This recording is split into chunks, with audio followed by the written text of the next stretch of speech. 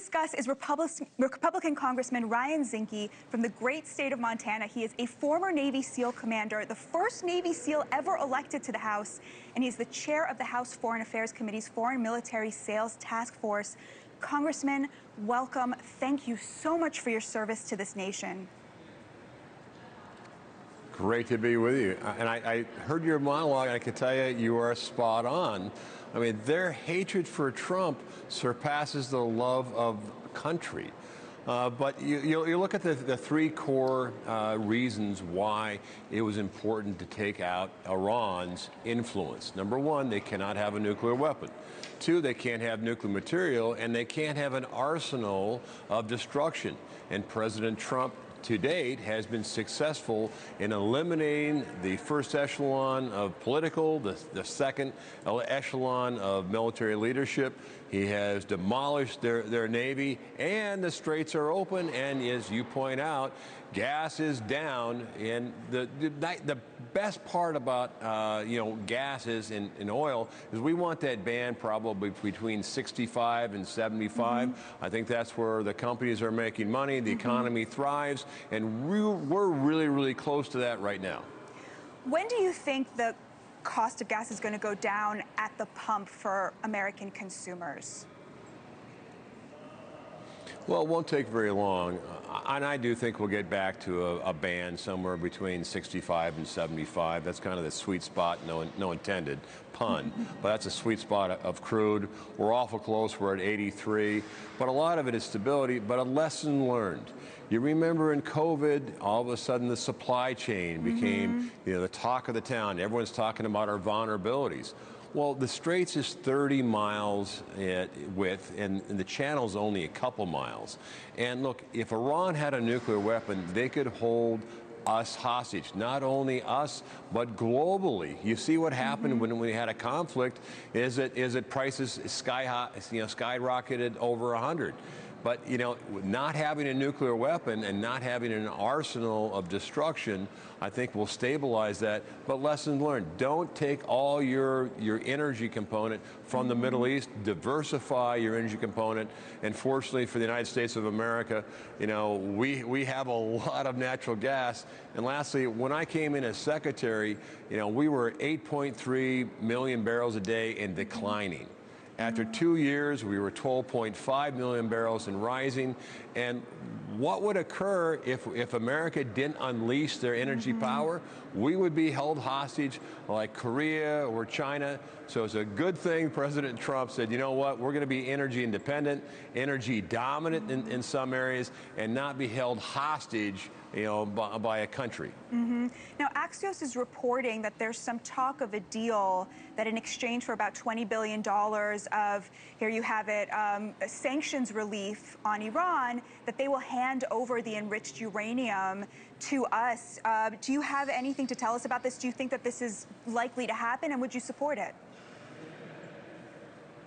Well, I think President Trump has made it very, very clear the three primary objectives is no nuclear weapons, no nuclear material, and no arsenal of destruction. But there has to be a process where trust but verify, make sure we can verify that they are not making another nuclear weapon and they have dismissed the idea. I think, the region would be so much better off without Iran supporting Hezbollah, Hamas, and destruction. I mean, the Middle East is poised for, I would say, a golden era of economic prosperity, and Iran could play a role in that. I mean, certainly Iran internally has a number of problems, from drought, from infrastructure. They've recently lost a few bridges in their Navy. But, personally, I would like to see Iran be a part of the global prosperity. The Persians are exceptionally smart people, and they deserve a government that allows them the opportunity to prosper. I think that this is something that you share with the president. It's kind of lost on a lot of people. He doesn't want to destroy people who are not playing ball. He wants to create deals where they have incentives to play along with us. I completely agree with you. Our Gulf allies have been incredible. Less so our European allies. I keep saying NATO's kind of like, a deadbeat husband who's sort of living on your couch while criticizing what's in your fridge, never showing up to help, except now, looks like we won the lottery and they want to show up and claim some of the credit for it. Do we need a reset with NATO? We can't go on like this where they keep freeloading off of us while actually sneering at us. Well, the president has been, I think, very clear that, NATO's important, but everyone has to do their share. And as you point out, now since the shooting is stopped, I suspect that NATO, what they have available, which is not very much as far as their surface force, will assume a role of administrative patrolling. They didn't have an appetite when they were threatened, but perhaps their appetite will improve when there's no shots being fired. But I think NATO is important for global, regional, and world security. But if you're going to be a part of the group, you got to pay your share. I mean, and the U.S. has the preponderance of military, of capability, of funding. But that's because we spend a lot of money, and we're dedicated to make sure that the fight for freedom never ends. And we are dedicated to make sure that we are the world's arsenal and defender. However, everyone has to toe. It's like tug of war. Everyone's got to grab the rope and pull. The U.S. can't do it alone. We have to do it with our allies, and our allies have to step up to the plate. Having heard all of your very brilliant and reasonable comments, I think our viewers are going to be very disappointed to learn that you're not seeking re-election. You're retiring from Congress, is that right? Well, every battleship at one time needs to go back to port for repair and refit and reloading. And it's my time. After spending 23 years in the Navy SEALs, 871 jumps, it's time for repair. But I'll find a new line of service. I'll work with people that I like and projects that I like, and we'll always defend the country and serve. In some capacity, it just won't be in the halls of the People's House in Congress.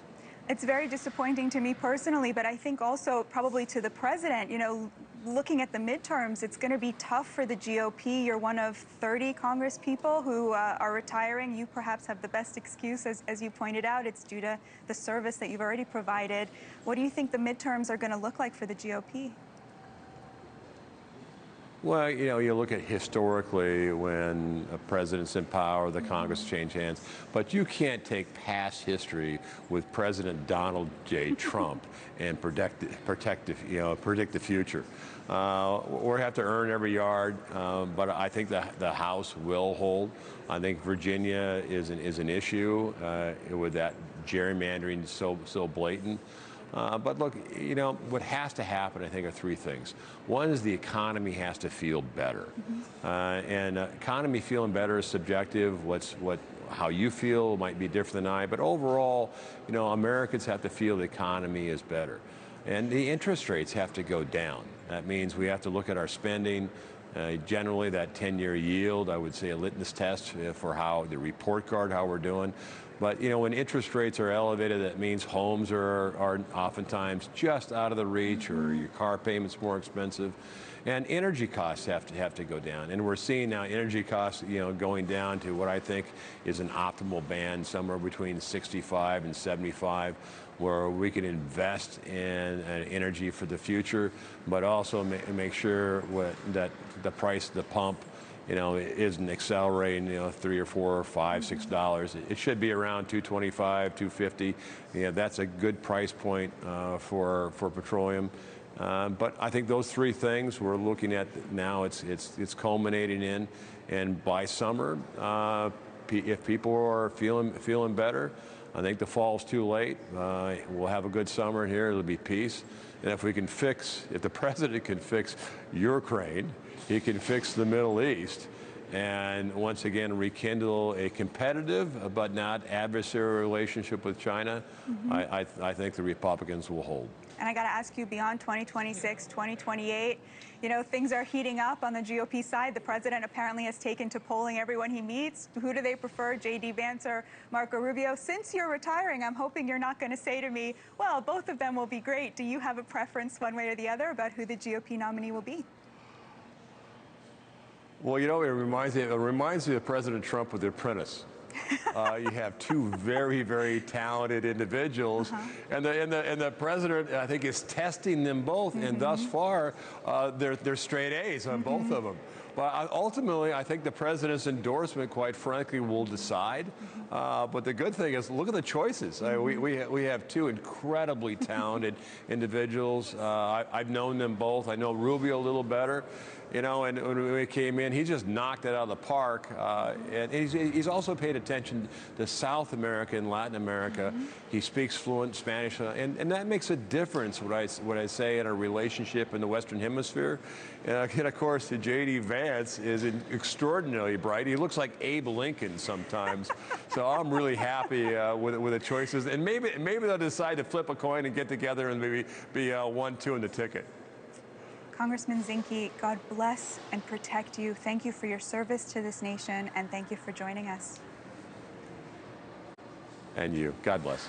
Thank you for watching. Subscribe below and download our NewsNation app right now on your phone, and you will get fact-based, unbiased news for all Americans.